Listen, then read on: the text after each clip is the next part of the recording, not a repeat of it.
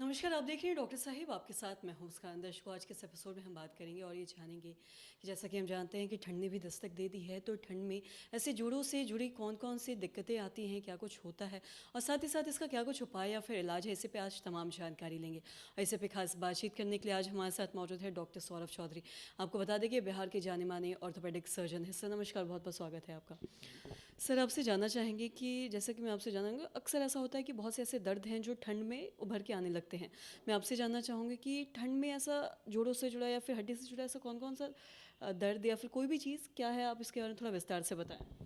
ठंड में जोड़ों का दर्द बढ़ने का बहुत सारा कारण है। ठीक है, जिसको भी पहले से कोई रिमेटोलॉजिकल कंडीशन है या ऑस्टियोआर्थराइटिस है, रूमेटॉइड आर्थराइटिस है, गठिया है किसी तरह का, या स्पाइन रिलेटेड एंकाइलोजिंग स्पॉन्डिलाइटिस है, जिसको भी नोन कोई जॉइंट का प्रॉब्लम है, इन्फ्लेमेटरी आर्थराइटिस किसी भी तरह का है, तो वो जनरली ठंड में बढ़ता है। ठंड में बहुत सारे कारणों से बढ़ता है। जॉइंट का अपना जो लचीलापन होता है वो कम हो जाता है, उसकी वजह से फ्लूइड में भी चेंजेस आते हैं, उसकी वजह से उसको तकलीफ़ ठंड में ज़्यादा होती है।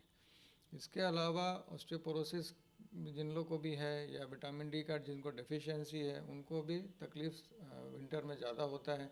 सनलाइट एक मेजर सोर्स होता है विटामिन डी का, और ठंड के मौसम में विटामिन डी सभी का लो ही रहता है, और उसकी वजह से भी उनको जोड़ों में दर्द या देर खड़े होने में तकलीफ़ या जोड़ों में अकड़न, ये सब चीज़ें हो सकती हैं। नाइट क्रैम्प्स हो सकते हैं, रात में सोते समय पैरों में बग्घा लग जाता है, हाथ में टाइट हो जाता है। ये सब चीज़ें विटामिन डी डिफिशिएंसी की हैं, जो कि ठंड में ज़्यादा देखने को मिलता है। और जैसा कि आपने बताया कि विटामिन डी डिफिशिएंसी की वजह से भी अक्सर होता है, मैं आपसे जानना चाहूँगी कि सभी लोगों को धूप में जाना कितना ज़रूरी है। जैसे कि हम बात करते हैं, अगर हम ठंड की ही बात करें तो लोग बाहर ज़्यादा नहीं जा पाते या फिर धूप में नहीं, तो इससे इसकी क्या कुछ और दिक्कतें हो सकती हैं? विटामिन डी डी के लिए बॉडी में कैल्शियम का मेटाबॉलिज्म, बॉडी में कैल्शियम का लेवल ब्लड में मेंटेन करने के लिए एक बहुत ज़रूरी विटामिन है। कैल्शियम का एब्जॉर्प्शन को इम्प्रूव करने के लिए बहुत ज़रूरी है, और इसके दो मेन सोर्सेज हैं, एक है डाइट और दूसरा है सनलाइट। तो डाइट में ज़्यादातर जो अंडा, मछली, दूध, मिल्क प्रोडक्ट्स जितने भी हैं, ये सारे विटामिन डी के रिच सोर्सेज हैं। और दूसरा जो सनलाइट हुआ, सनलाइट में क्या है कि आपको डायरेक्ट सनलाइट स्किन पे पड़ना चाहिए, पहला चीज़। तो ऐसा नहीं कि हम लोग कपड़े पहन के धूप में बैठे हैं तो हम सोच रहे हैं कि हमें विटामिन डी बहुत मिल रहा है, बिकॉज बॉडी का जो ज़्यादातर एरिया तो कवर्ड ही रहता है। हमारे फेस और हमारा हाथ हो सकता है कि सनलाइट रिसीव कर रहा हो, उसमें भी अगर आप सन प्रोटेक्शन किसी तरह का क्रीम वगैरह लगा रहे हैं तो वो भी एक अल्ट्रावायलेट लाइट को बैरियर की तरह काम करता है, जिसकी वजह से अल्ट्रावायलेट लाइट स्किन में नहीं पहुंच पाता है और विटामिन डी उससे सिंथेसिस नहीं होता है।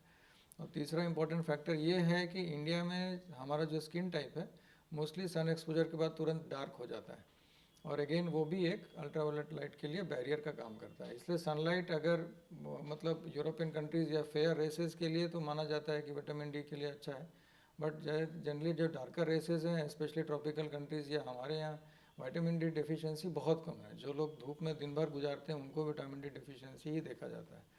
तो यहाँ पर इस तरह का स्किन टाइप की वजह से भी कुछ होता है, तो डाइट पर ध्यान देना है। और अगर आपको विटामिन डी कम आ रहा है बराबर, तो ये बहुत कॉमन है, इसको एक सिंपल विटामिन डी सप्लीमेंटेशन से आराम से टैकल किया जा सकता है, जिससे आपका बोन हेल्थ अच्छा रहेगा।